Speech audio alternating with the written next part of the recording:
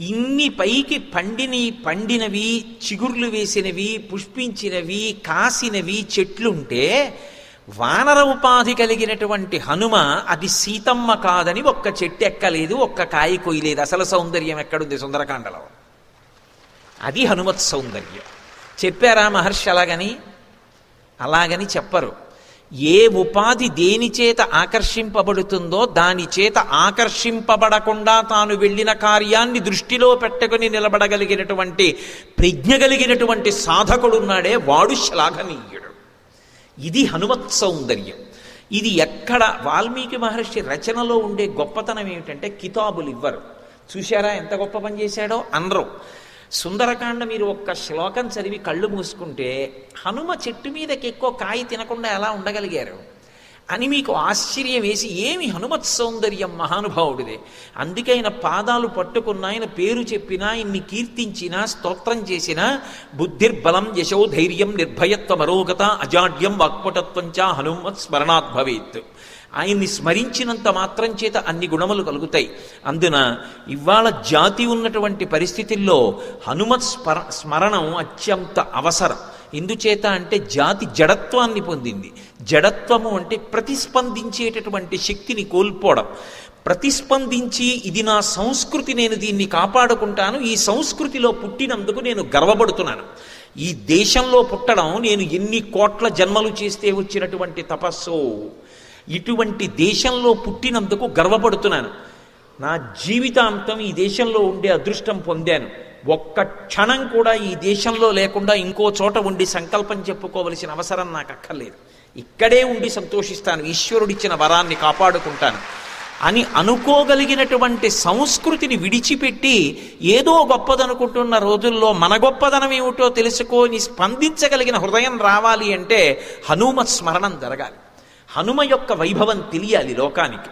దానికి సుందరకాండ పారాయణ, సుందరకాండ శ్రవణము, సుందరకాండ పఠనము అత్యంత ఆవశ్యకములు. సంస్కృతిని నిలబెట్టగలిగినది ఏది అంటే శ్రీరామాయణమే. అందుకే మనుష్యుడుగా ఎంతకాలం బ్రతుకుతాడు అంటే రామాయణం బ్రతికున్నంతకాలమే. రామాయణం బ్రతికుండడం అంటే రామాయణం చదువుకున్నంత కాలమే. రామాయణం ఏదో ఒక సంప్రదాయంలో ఉన్న వాళ్ళ హక్కు కాదు, ఒకరి సొత్తు కాదు. రామాయణం మనుష్యుడిగా పుట్టిన ప్రతివాడికి చెందినటువంటి వస్తువు. రాముడు నరుడిగా వచ్చాడు తప్ప రాముడు ఒక సంప్రదాయానికి చెందినవాడిగా రాలేదు. అందుకే రామాయణం రాముడు అందరికీ ఆదర్శనీయుడు తప్ప ఎవరో కొందరికే చెందినవాడు రాముడు అనుకుంటే అంతకన్నా పొరపాటైన విషయం ఇంకొకటి ఉండదు. అందుకే ససాగరమానా దృశ్య అతిక్రమ్య మహాబల త్రికూట శిఖరే లంకాం స్థితాం స్వస్థో దదర్శ హంస కారండవా కీర్ణాహ మాపీ పద్మోత్పలాయుతా అక్రీడాన్ వివిధాన్ రమ్యాన్ వివిధాంశ్చ జలాశయాన్. అబ్బో ఏమి వర్ణనలు చేసేశారో మహానుభావుడు అసలు ఆ లంకా సౌందర్యం గురించి. అసలు ఇంకా విచిత్రం ఏంటంటే ఆయన లంకలోకి వెళ్ళలేదు. ఇదంతా ఎక్కడి నుంచి చూస్తున్నారంటే లంబపర్వత శిఖరం మించి చూస్తున్నారు. త్రికూటంలో ఉన్నటువంటి లంకని ఎత్తు మించి చూసినప్పుడు కనపడిన విశేషం చెప్తున్నారు. అక్కడ హంస కారండవాకీర్ణాహ వాపీ పద్మోత్పలాయుతాహ అక్రీడాన్ వివిధాన్ రమ్యాన్ వివిధాంశ్చ జలాశయాన్. చెట్లకి పువ్వులు, కాయలు ఇవి ఎంత శోభస్కరంగా ఉంటాయో, నీటిని ఆశ్రయించి ఉండేటటువంటి పక్షులు, నీటిలో తిరిగేటటువంటి చేపలు, వాటి వంక చూడడం మీకు తెలియకుండానే మీ మనసు ఎంత ఉద్విగ్నతని పొంది ఉండనివ్వండి, ఎంత అశాంతిని పొంది ఉండనివ్వండి. మీరు అసలు అటువంటి సన్నివేశం వంక ఒక్కసారి చూశారనుకోండి, ఉత్తర క్షణం ఆగిపోతారు. అందుకే ఏడుస్తున్న పిల్లాడు కూడా మీరు ప్రకృతి సిద్ధంగా ఎవరి యొక్క ఆ పోషణలో అంటే నాకు కావాలన్నట్టుగా నేను ఆ సరోవరాన్ని తీర్చిదిద్దడం కాదు, అది ప్రకృతి పరంగా అలాగే ఉన్నటువంటి ఒక సరోవరం దగ్గరికి వెళ్ళి చూడండి. చూస్తే మీకు కొన్ని అద్భుతాలు కనపడతాయి. అసలు ప్రకృతిలో ఉండేటటువంటి అద్భుతాలు చిత్ర విచిత్రంగా ఉంటాయి. నేను ఒక రోజున భద్రాచలం వెళ్తున్నాను మారేడుమిల్లి నుంచి. అది బాగా తెల్లవారుజామున బయలుదేరాను. మారేడుమిల్లి దాకా వెళ్ళాను. వెళ్ళేటప్పటికీ అయ్యా కారు వెళ్ళదండి, కొంతసేపు ఆగిపోవాలి, 1 గంట సేపు అన్నారు.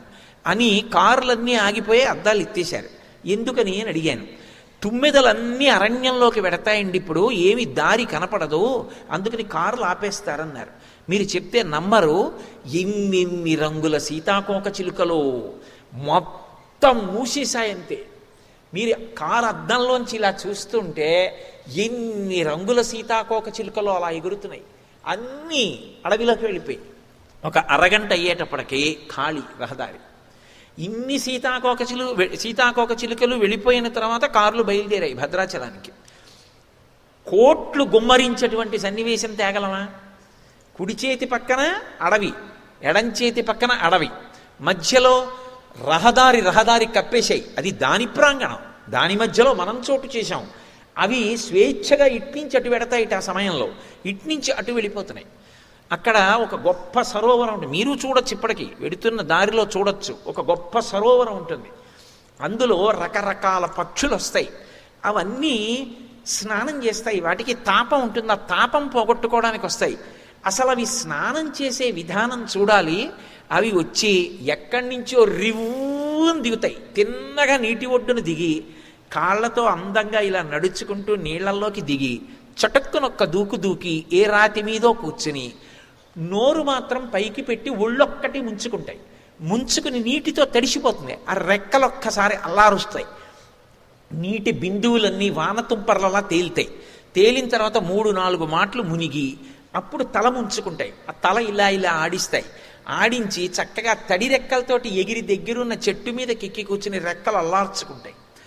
అసలు ఆ చేపలు, ఆ తాబేలు తిరిగేటటువంటి అందం, ఒక జలాశయం దగ్గరికి వెళ్ళి మీరు నిలబడితే చాలు ఎంత సంతోషంగా ఉంటుందో చూడ్డానికి.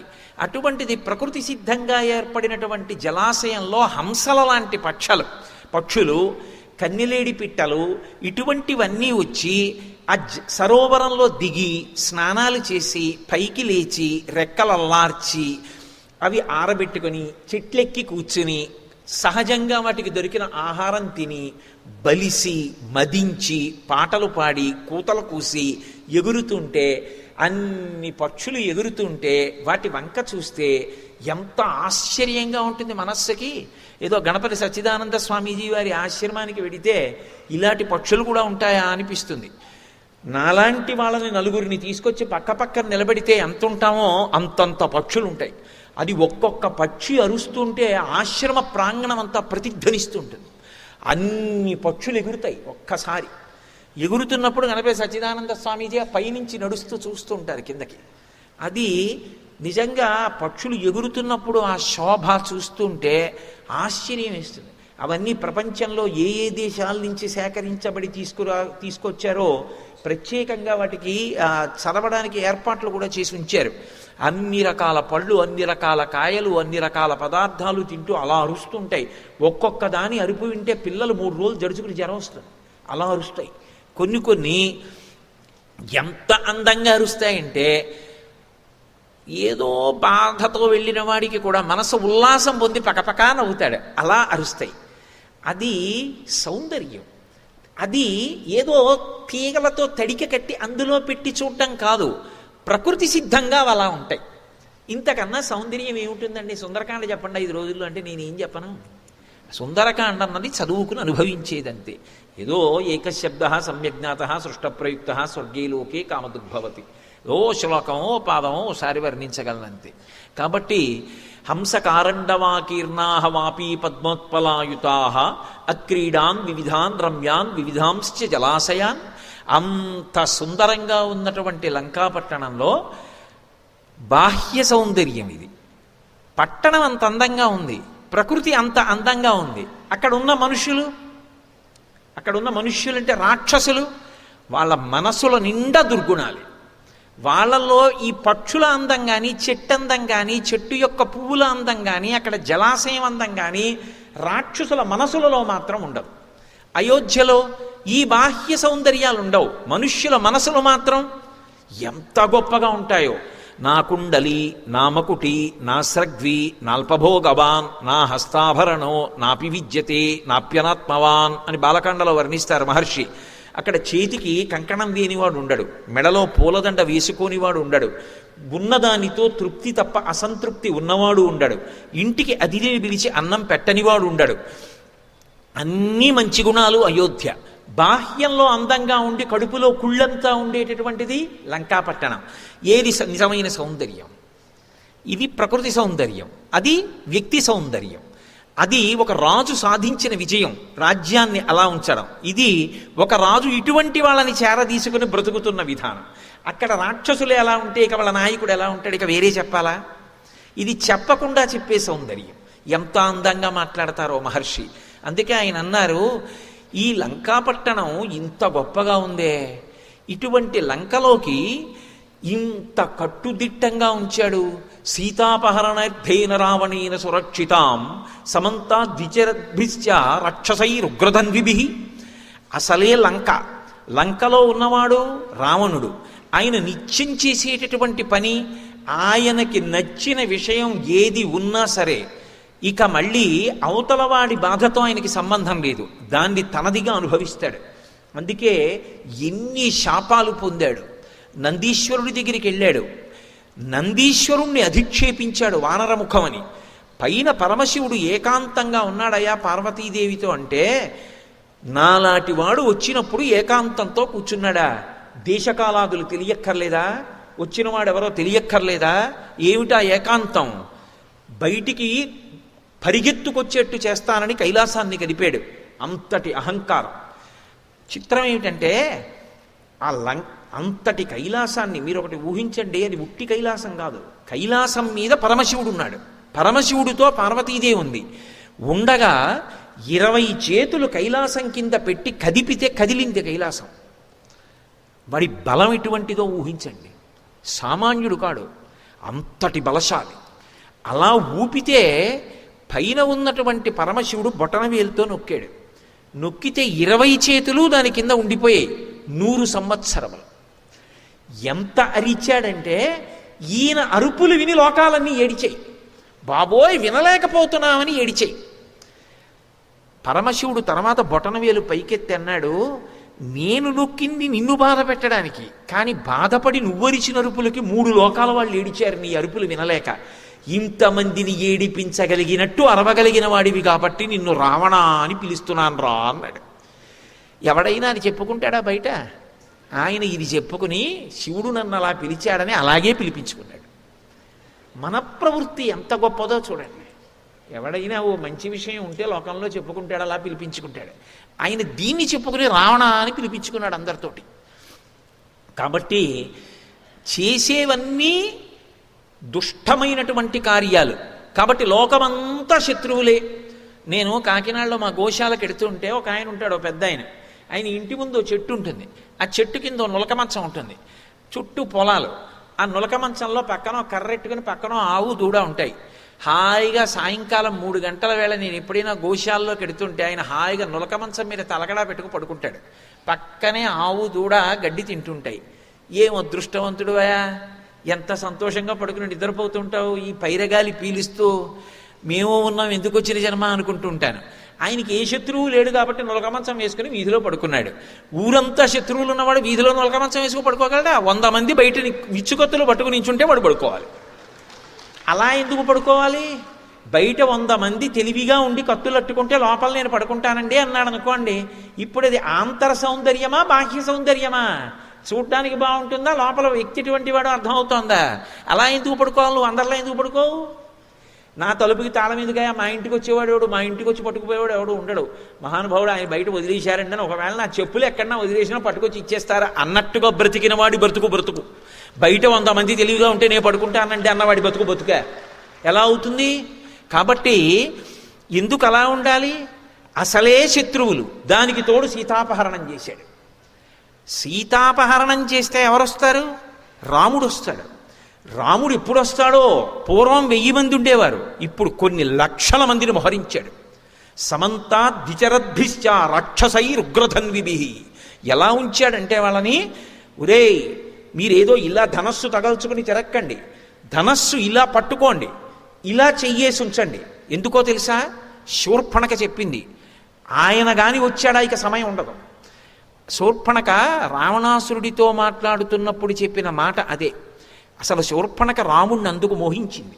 యుద్ధం చేస్తున్నప్పుడు రాముడు ఇలా చెయ్యి పెట్టడం కానీ, ఇలా బాణం తీయడం కానీ, వింటినారికి సంధించడం కానీ, ఆకర్ణాంతం లాగడం కానీ, వదలడం కానీ కనపడదు. ఏదో నిలబడ్డాయనుకోండి, పంకాకున్న రెక్కలు లెక్క పెట్టచ్చు. తిరుగుతోంది అనుకోండి, ఎలా లెక్క పెడతారు? రాముడి చెయ్యి తిరిగితే ఇవేం కనపడవు. రాముడు బాణం వేస్తున్నాడని ఎలా తెలుస్తుంటే ఎదురుగుండా ఉన్నవాడు పడిపోవడాన్ని బట్టి తెలుస్తుంది, ఓహో వేస్తున్నాడు బాణాలని. అందుకే కోపరాజు గారు అన్నాడు, బండన భీముడు అర్థజన బాంధవుడుజ్వల బాణతోణ కోదండ కళాప్రచండ భుజతాండవ కీర్తికి రామమూర్తికిన్ రెండవ సాటి దైవమికలేడనుచున్ గడకట్టి భేరికా దండ డడాండ దండ నిడదంబుల జండము నిండమత్త వేదండము నెక్కి చాటెదను దశరథి కరుణాపయోనిధి అన్నాడు.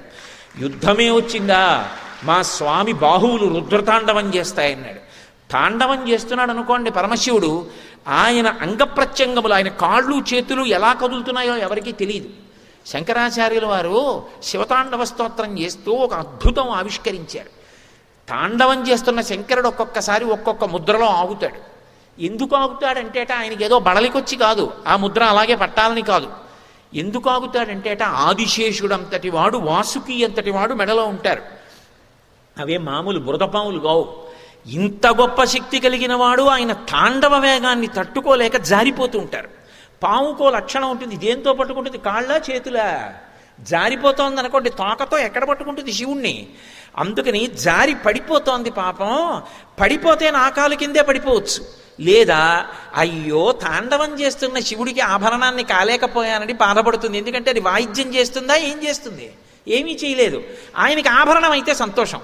జారిపోతుందేమోనని దాన్ని అనుగ్రహించడానికి, దానికోసం ఆపానని చిన్నబుచ్చకుండా దాన్ని రక్షించడానికి ఒక్కసారి అలా ఏదో ముద్ర పట్ట ఆగుతాట, అది సర్దుకుంటుంది, మళ్ళీ చేస్తాట.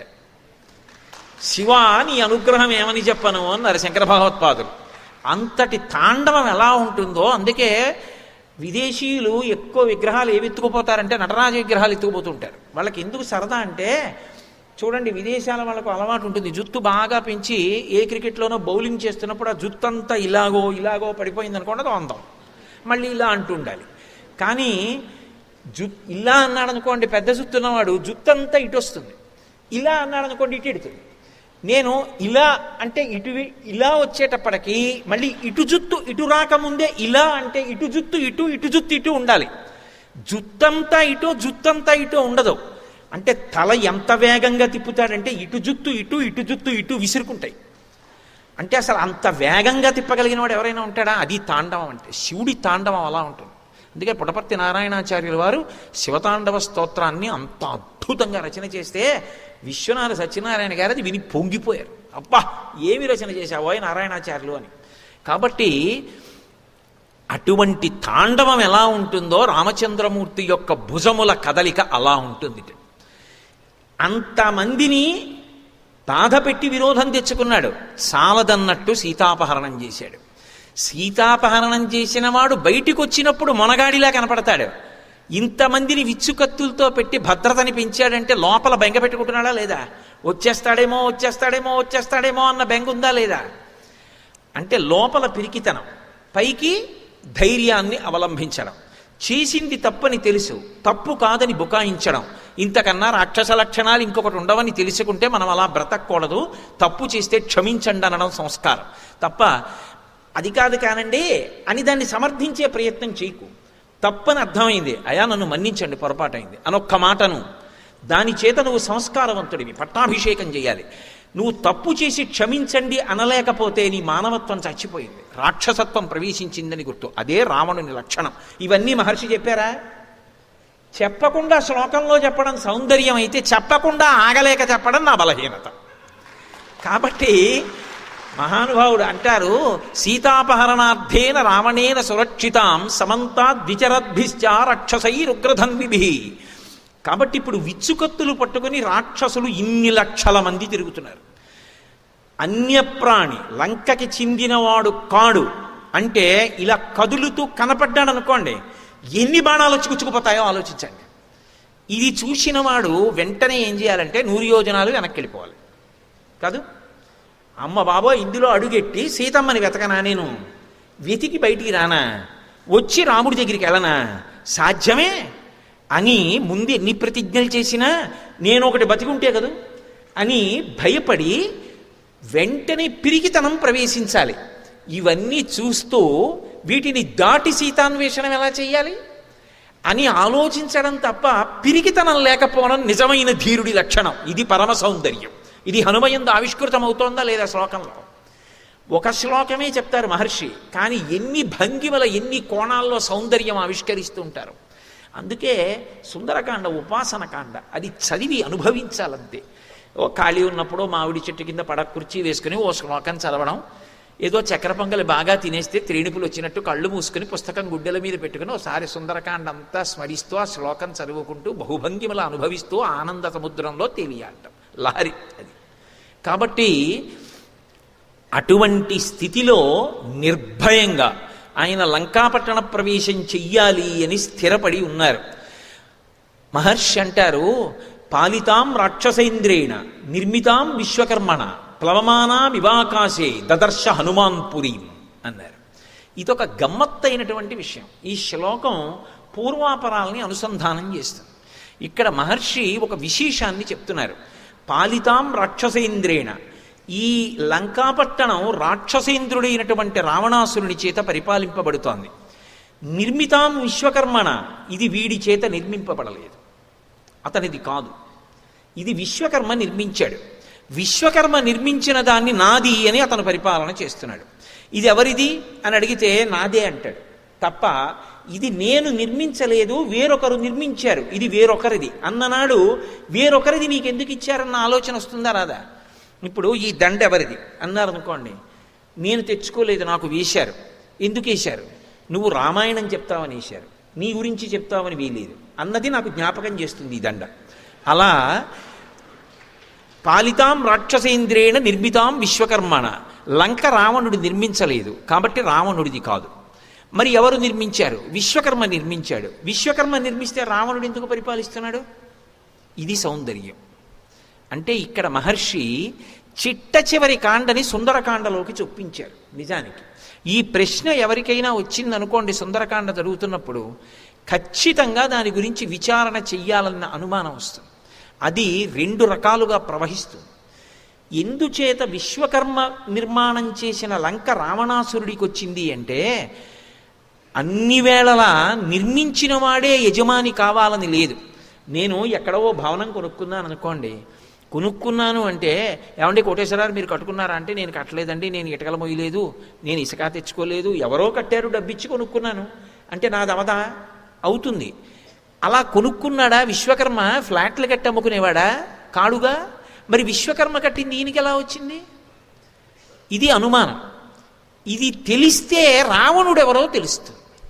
రావణుడెవరో తెలిస్తే ఇక సుందరకాండ లోపలికి వెళ్ళిన తర్వాత రావణుడు ఎలాంటి వాడన్నది అస్తమానం చెప్పక్కర్లేదు. ఇది తెలుసుకుని లోపలికి వెళ్ళంటే గడప అక్కడ పెట్టారు, చదివేవాడికి గడప అక్కడుంది. ఇది దాటితే హనుమ గడపలోకి వెళ్తారు. ఇది ఇక్కడ నువ్వు ఆగి ఒకసారి పూర్వాపర విచారణ చెయ్యి. చెప్పకుండా చెప్పడం, చదివేటటువంటి వాడు జిజ్ఞాసువై చదువుతున్నాడా, పరీక్ష చేసే విధంగా శ్లోకాన్ని ఇచ్చి పూర్వాపర సమన్వయం చేసుకునేటట్టుగా అవకాశం కల్పించి, రామాయణం మీద సమగ్రమైన అవగాహన పాఠకుడికి కల్పించి, తాను చెప్పవలసిన అవసరం లేకుండానే రావణుడు ఎలాంటి వాడో తెలుసుకునే అవకాశం ఇప్పించడం, ఇది రచనా సౌందర్యం. ఎన్ని సౌందర్యాలు సుందరకాండలో. మరి ఎక్కడది విశ్వకర్మ నిర్మించినటువంటి లంకాపట్టణం రావణుడికి ఎలా వచ్చింది అంటే, దీనికి ఒక పెద్ద విశేషం ఉంది. చతుర్ముఖ బ్రహ్మగారు ఒకప్పుడు మానసపుత్రుణ్ణి ఒకడిని సృజించాడు. ఆయన పేరు పులస్త్య బ్రహ్మ. అంటే నేను సంక్షిప్తంగా మాత్రమే మనవి చేస్తున్నాను, ఎందుకంటే ఇప్పుడు నేను ఉత్తరాఖండ్ అంతా ఎక్కడ చెప్పగలను. పులస్త్య బ్రహ్మని సృష్టించి నువ్వు ప్రజోత్పత్తిని చేయమన్నారు. ఆ పులస్త్య బ్రహ్మ పరమ నియమాలతో ధర్మ పరిపాలన చేస్తూ, ఎప్పుడూ స్వాధ్యాయం చేస్తూ, యజ్ఞయాగాది క్రతువులు చేస్తూ, వెడుతున్నటువంటి అగ్నిహోత్రమా అన్నట్టుగా ఉండేవాడు. ఆయనకి కించిత్ కూడా లౌకిక విషయాల మీద అనురక్తి ఉండేది కాదు. ఆయన మేరుపర్వతం యొక్క పార్శ్వమునందు తృణబిందు ఆశ్రమంలో ఉండి ఎప్పుడూ స్వాధ్యాయం చేసి వేదం చదువుతూ యజ్ఞయాగాది క్రతువులు చేస్తూ ధార్మికమైన జీవనం చేస్తూ ఉండేవాడు. కానీ అది ప్రకృతి పరంగా అందములకు ఆటపట్టు.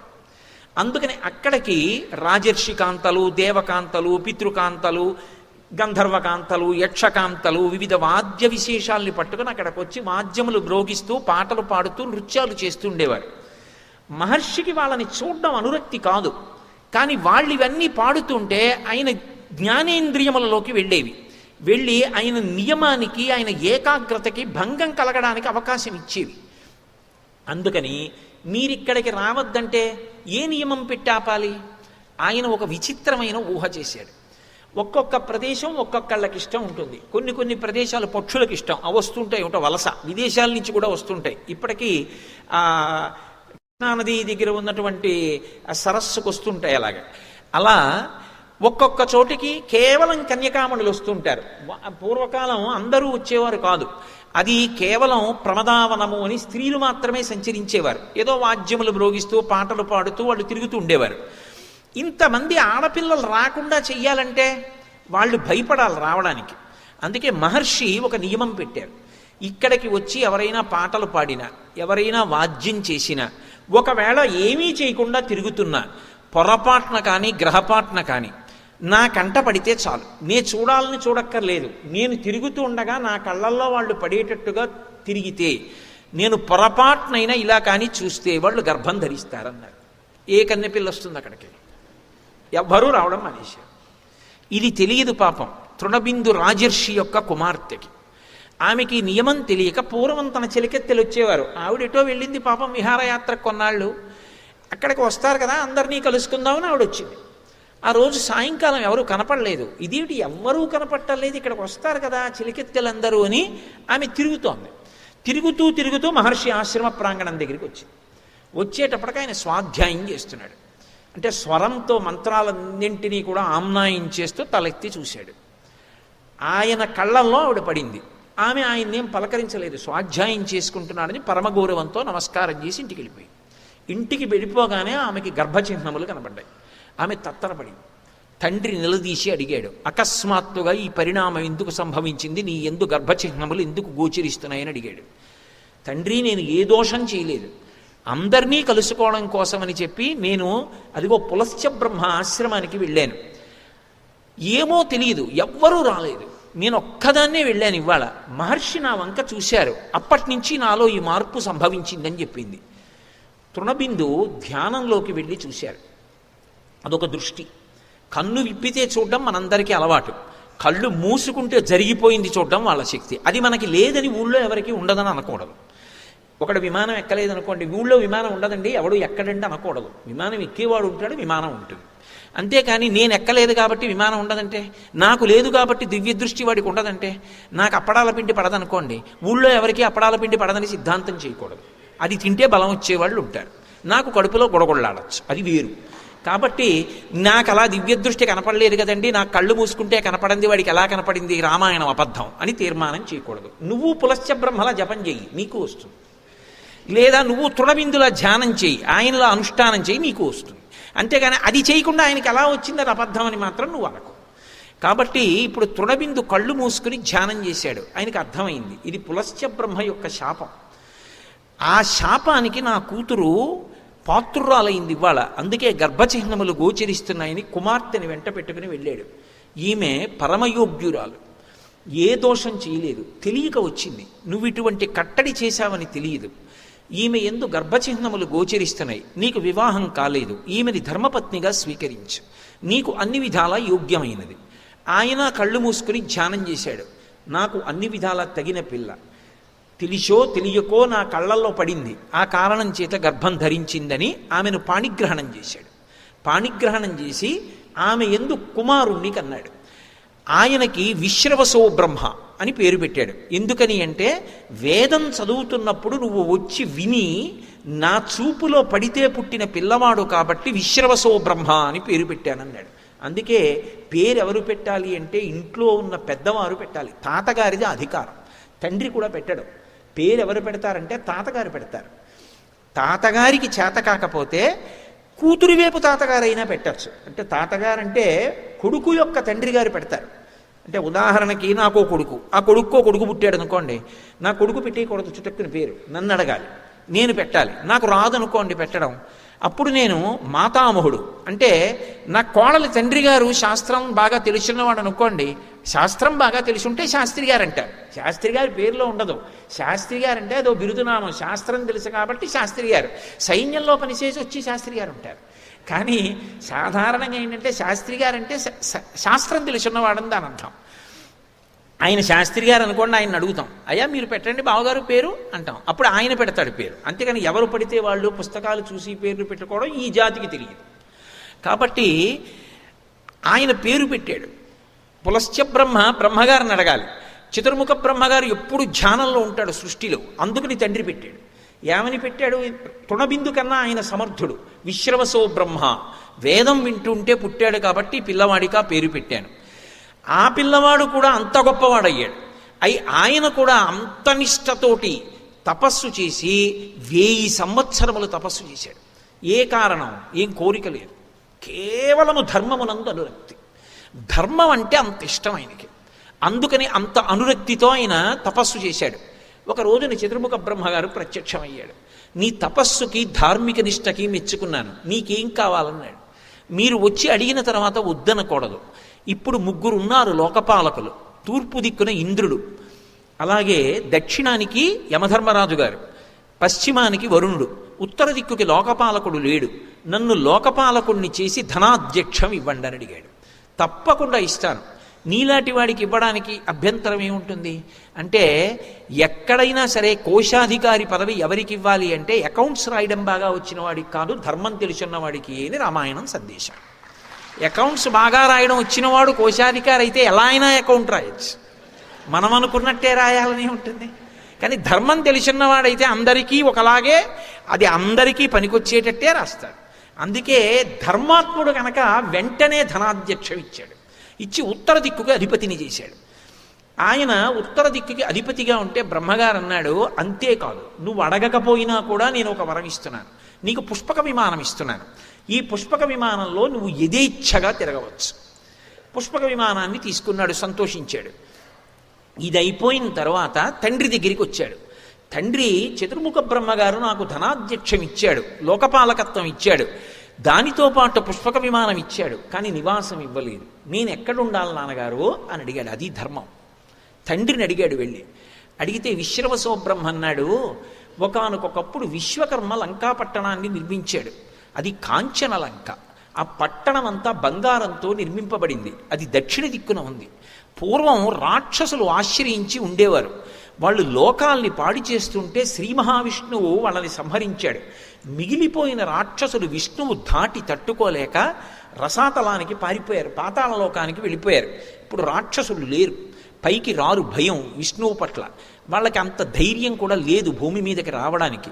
భూమి ధర్మానికి అలవాలం, అందుకని రారు. కాబట్టి నువ్వు ధర్మాత్ముడివి కనుక నువ్వు లంకని ఆశ్రయించేసుకో. లంకా పట్టణాన్ని ఆక్రమించి చక్కగా, రాక్షసులలో కూడా ధార్మికులు ఉంటారు, ప్రహ్లాదుడు లేడు, అటువంటి వారు భూమి మీద మిగిలిన వారు ఎవరున్నారో వాళ్ళని కూడా చేరది.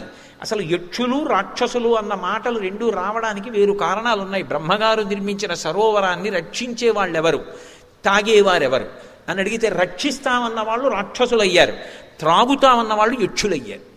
అది యక్షరాక్షసులు అంటారు. అందుకని వాళ్ళిద్దరినీ తీసుకెళ్ళి నువ్వు అక్కడ ఉండి లంకా పట్టణాన్ని రాజధాని చేసుకుని పరిపాలించు అన్నాడు. అంటే కుబేరుడు అక్కడికి వెళ్ళాడు. ఆయన పేరు కుబేరుడు, ధనాధ్యక్షుడు. వైశ్రవణుడు అసలు ఆయన పేరు. విశ్రవసో బ్రహ్మ కుమారుడు కాబట్టి పూర్తిగా తండ్రిలా ఉన్నావు రా నువ్వు, నా కొడుకులాగే ఉన్నావు అని తాతయ్య అయిన పులశ్చ బ్రహ్మ విశ్రవసో బ్రహ్మ అని పేరు పెట్టాడు. వైశ్రవణుడు అని పేరు పెట్టాడు. ఆ వైశ్రవణుడు తరువాతి కాలంలో ఒక పొరపాటు చేశాడు. పార్వతీ పరమేశ్వరులు ఇద్దరూ కూర్చుంటే పరమేశ్వర దర్శనానికి వెళ్ళాడు. వెళ్ళి పార్వతీదేవి వంక ఇలా ఓ కంటితో చూసి ఎవరీవిడా అని చూశాడు. ఎవరీవిడా అని ఆవిడ వంక చూసేటప్పటికి మాతృ సంబంధంగా చూడలేదు. చూడకపోయేటప్పటికి ఒక కన్ను బద్దలైపోయింది. బద్దలైపోయి దాని పొడెమంతా కూడా కంటి మీద అంటుకుని ఉండిపోయి అది బంగారు కన్ను పచ్చటి రూపంలోకి వచ్చేసి ఇప్పటికీ అందుకే కుబేరుడు అంటారు. ఆయనకి ఒక కన్ను బంగారు రంగులో ఉంటుంది, గాజు కన్నులా ఉంటుంది. కుబేరుడికి ఒక కన్ను మాత్రమే సరిగా ఉంటుంది. తద్దోష నివారణార్థం మళ్ళీ గొప్ప తపస్సు చేశాడు. చేసి పరమశివుడిని మెప్పిస్తే పరమశివుడు అన్నాడు, నీ తపస్సుకు మెచ్చుకున్నాను, నీకు స్నేహితుడనై నేనే నీ దగ్గరికి వచ్చి మీ ఇంట్లో కూర్చుంటూ ఉంటానన్నాడు. అది ఆయన ఔదార్యం. అందుకే శంకరాచార్యులు వారు శివానంద లహరిలో ఆ అనుబంధాన్ని చెప్పారు. చెప్తూ కరస్తే హేమాద్రియౌ గిరిశ నికటస్తే ధనపతౌ అంటారు. ఎప్పుడు కుబేరుడు ఆయన ఇంటికి వెళ్ళి శివుడు కూర్చుంటే ఇలా దగ్గర ఇలా నించుని ఉంటాట. అంత స్నేహం ప్రకటించాడు కుబేరుడితోటి, పరాత్పరుడయ్యుండి కూడా. అటువంటి కుబేరుడిది పుష్పక విమానం, అటువంటి కుబేరుడిది కాంచలలంక. ఇది చూశాడు సుమాలి అని మిగిలిపోయిన రాక్షసులలో ఒక రాక్షసుడు పాతాళలోకంలో ఉండిపోయాడు. వాడు ఒక రోజున భూమి మీదకి వచ్చాడు. పుష్పక విమానంలో వెళ్ళిపోతున్నాడు కుబేరుడు.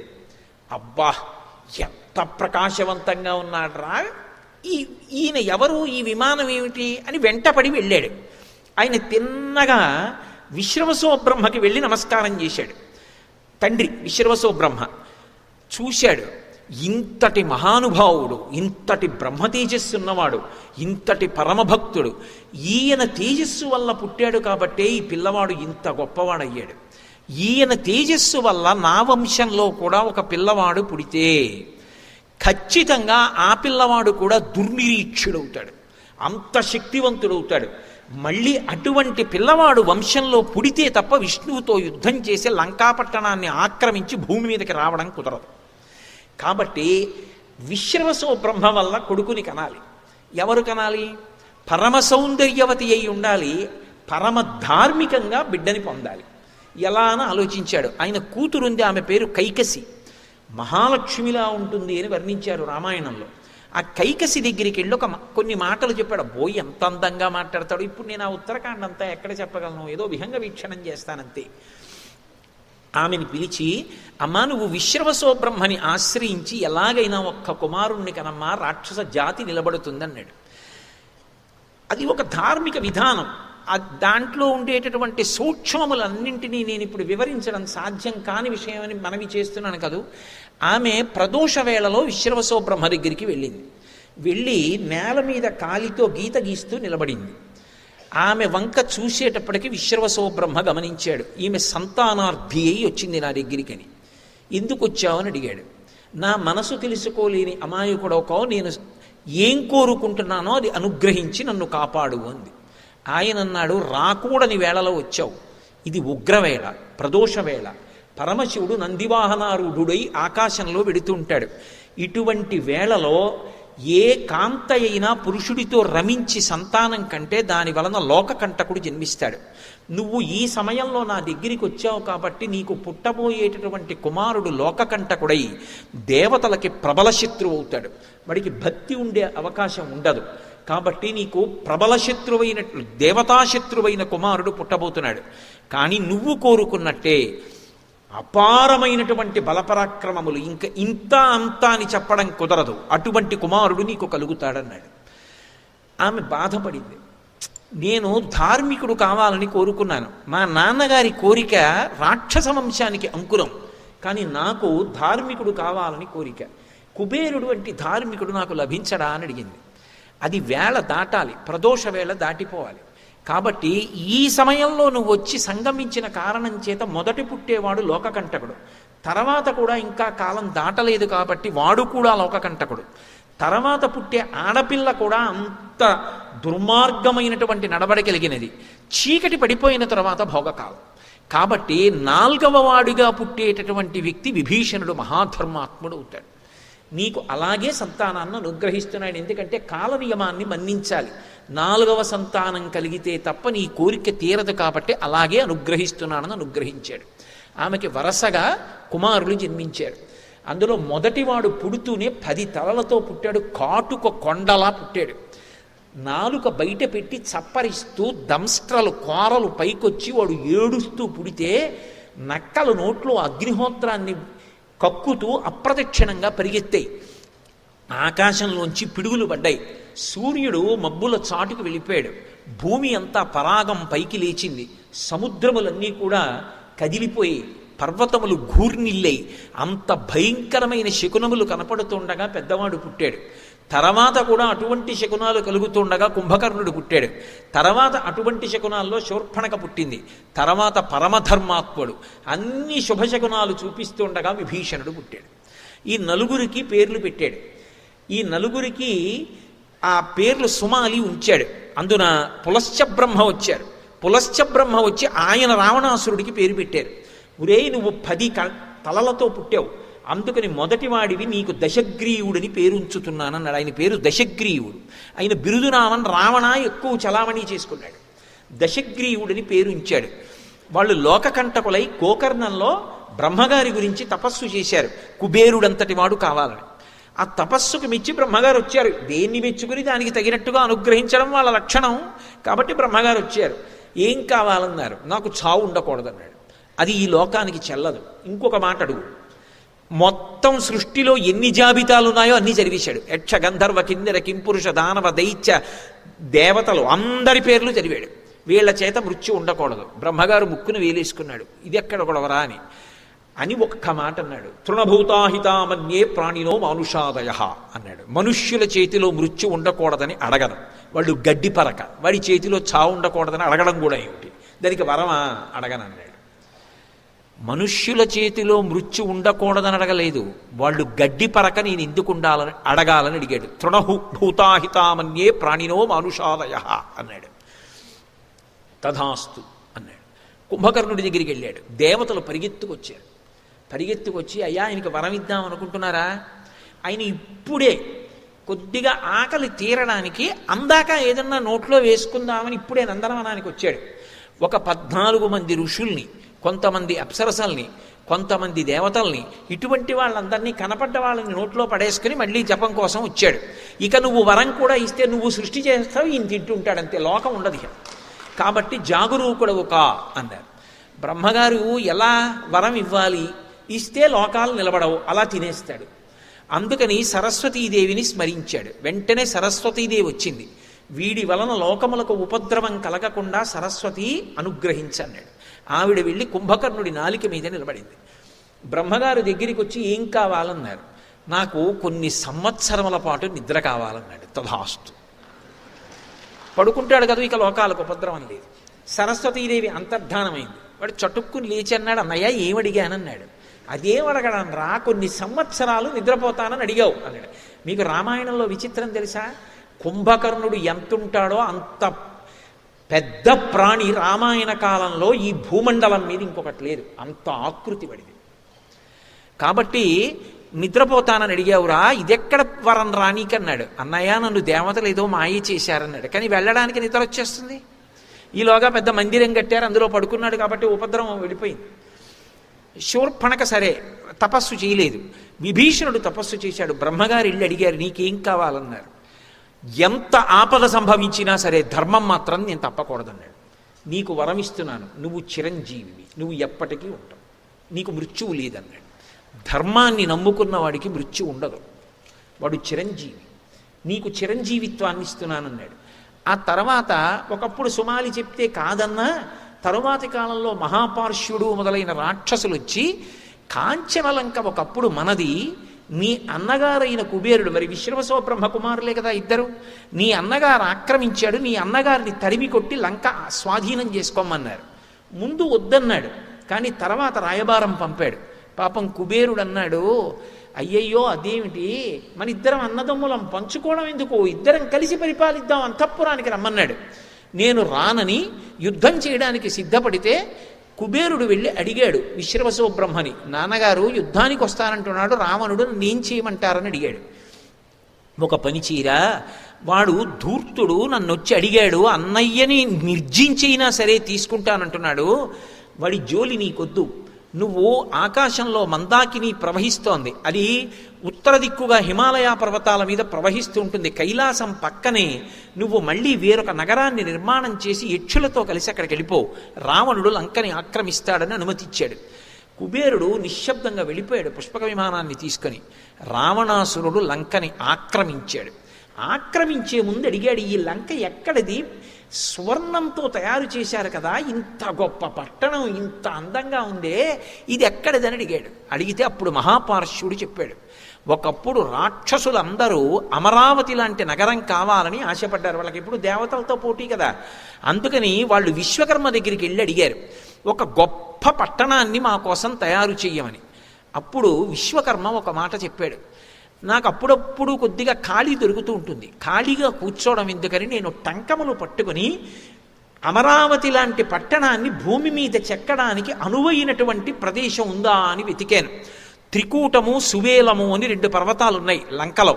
అందులో త్రికూట పర్వతం మీద కాంచన లంకని నిర్మాణం చేశాను.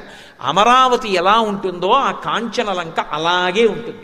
అది అంతా బంగారము, వజ్రములు, వైఢూర్యములు, పగడములు అటువంటి వాటితో నిర్మాణం చేశాను. దానితో తుల్యమైంది ఇక భూమి మీద లేదు, దాన్ని మీరు ఆక్రమించండి అన్నాడు. అది ఎవరిది అంటే ఎవరి కోసం నిర్మింపబడింది కాదు, అది విశ్వకర్మది. అది రాక్షసులకి కొంతకాలం ఇచ్చాడు. శ్రీ మహావిష్ణువు తరిమేశారు, కుబేరుడు పుచ్చుకున్నాడు. కుబేరుడు అన్నగారన్న ధర్మం కూడా లేకుండా తరిమి కొట్టి ఆక్రమించాడు రావణాసురుడు. కాబట్టి నిజానికి ఆ లంక రావణుడిది కాదు, అది విశ్వకర్మది. విశ్వకర్మ లంకని రావణుడు నాది అని పరిపాలిస్తున్నాడు, అబద్ధం చెప్పి పరిపాలిస్తున్నాడు, ఆయనది కాదు. ఆ తర్వాత ఒకప్పుడు కుబేరుడు దూతని పంపించి, తప్పురా నువ్వు తప్పుడు పనులు చేస్తున్నావు, ఇటువంటి పనులు చెయ్యవద్దని సందేశం పంపాడు. నాకు సందేశం పంపేవాడివా అని కుబేరుడి మీదకి యుద్ధానికి వెళ్ళి కుబేరుడిని తల మీద గదతో కొట్టి నెత్తురు కక్కుకుని స్పృహ తప్పి పడిపోయేటట్టు చేసి పుష్పక విమానాన్ని బలవంతంగా అపహరించి తీసుకొచ్చాడు.